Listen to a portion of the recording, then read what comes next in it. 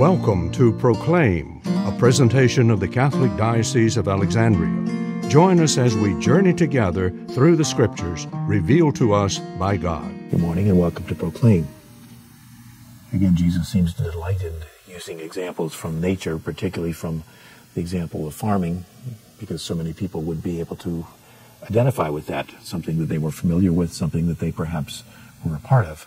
And so having already told the story of a sower randomly throwing seed all over the place, much of which would not grow, but some would and produce a harvest, explaining the fact that once the seed is in the ground, the farmer basically goes through his daily routine. He goes to bed, he rises, he does other things, but he has no control over it, and it eventually grows and produces a harvest.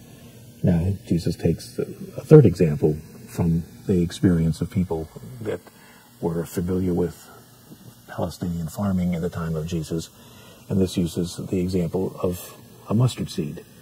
And as Jesus will explain, a mustard seed is something very small. If you were to drop it on the ground, you wouldn't even see it. It would blend in like a little grain of dirt. And so it seems to have absolutely nothing that it could do. And Jesus draws that example again to help us to understand that his community, which at this point is just a handful of people, poorly trained, not very receptive, certainly not yet a full-blown faith, is ultimately going to be able to be instrumental in spreading his message of salvation through the world of their day, and ultimately throughout the entire world that we know of.